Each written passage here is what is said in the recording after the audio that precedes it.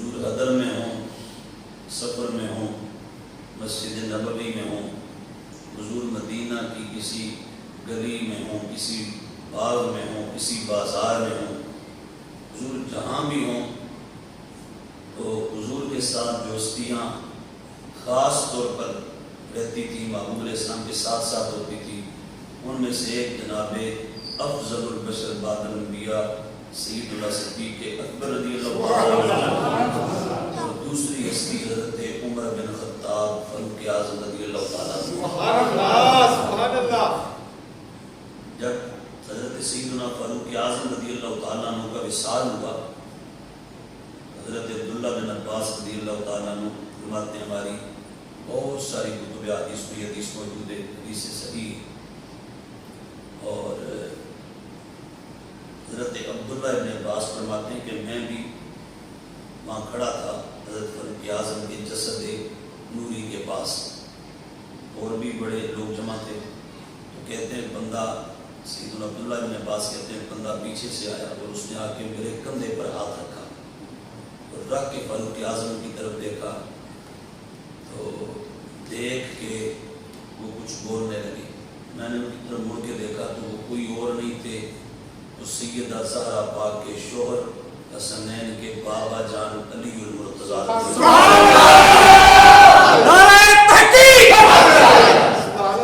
سارے دب کے بولے نعرہ تحقیق، دب کے بولے نعرہ تحقیق۔ مولا مرتضیٰ علی بن ابی طالب کرم اللہ تعالیٰ وجہ الکریم، آپ نے جب فاروق اعظم رضی اللہ تعالیٰ کی طرف دیکھا نا، تو دیکھ کے آپ نے کہا عمر، یہاں دنیا میں جن لوگوں کو میں نے دیکھا جو قابل رشک ہوئے، ان میں سے آپ کی ہستی میری نگاہ میں اتنا بڑا مقام رکھتی ہے کہ میں علی کہتا ہوں عمر تیرے اعمال جیسے اعمال لے کے میں اللہ کے دربار میں حاضری دوں۔ آپ جا رہے ہیں میسرے، اور اللہ آپ پر رحم فرمائے، یہ دعا کر کے ساتھ ہی آپ کہتے ہیں کہ آپ کہیں اور نہیں جا رہے، اپنے دو خاص ساتھیوں کے پاس آپ تشریف لے جا رہے ہیں، کون کا ایک نبی رحمت علیہ السلام، دوسرے ابو بکر صدیق رضی اللہ تعالیٰ عنہ۔ عمر آپ ان دونوں کے پاس جا رہے ہیں، اور عمر مجھے لگتا بھی یہی تھا کہ آپ نے ایسے ہی کرنا ہے اور آپ نے ایسے ہی جانا ہے۔ کیوں؟ کہا وجہ اس کی یہ ہے کہ میں نے حضور سے، مولا علی کہتے ہیں، ہماری بہت ساری کتب میں حدیث، مولا علی کہتے ہیں میں نے ایک بار نہیں متعدد بار نبیوں کے امام سے خود سنا۔ کیا؟ حضور جب بات کرتے نا، حضور فرماتے میں ابو بکر اور عمر آئے، میں ابو بکر اور عمر گئے، میں ابو بکر اور عمر داخل ہوئے،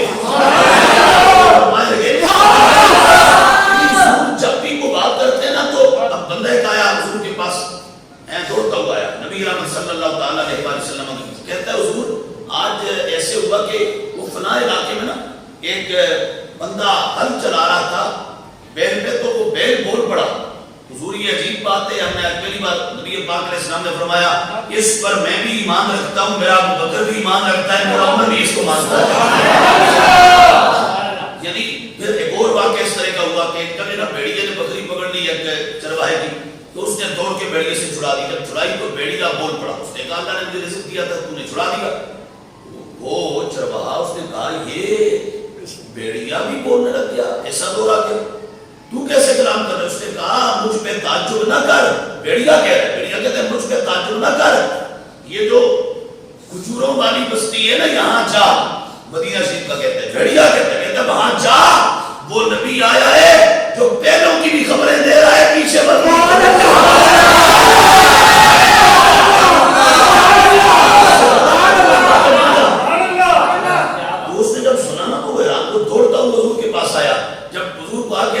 سارا ماجرا میرے معلوم فرماتے ہیں میں بھی مانتا ہوں، میرا ابو بکر بھی مانتا ہے، میرا عمر بھی مانتا ہے۔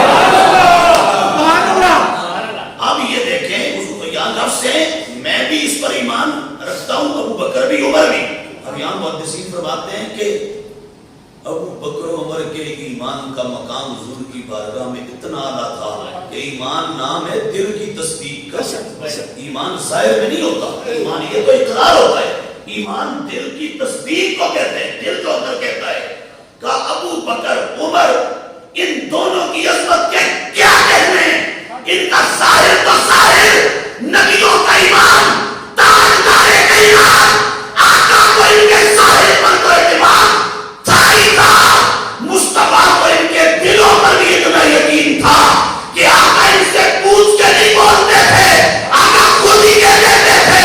اس کی تصدیق میرا دل بھی کرتا ہے، ابو بکر کا دل بھی کرتا ہے، عمر کا دل بھی کرتا ہے.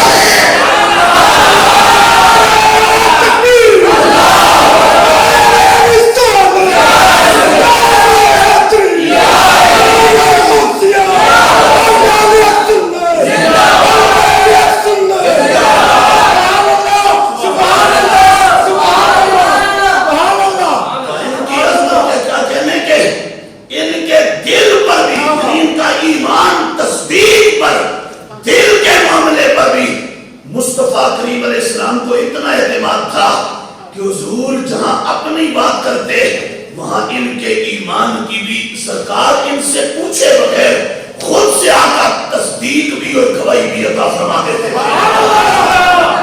یہ شان ابو بکر ہے اور یہ شان عمر ہے رضی اللہ تعالیٰ عنہ. ان دونوں ہستیوں کا یہ مقام ہے، دونوں کا.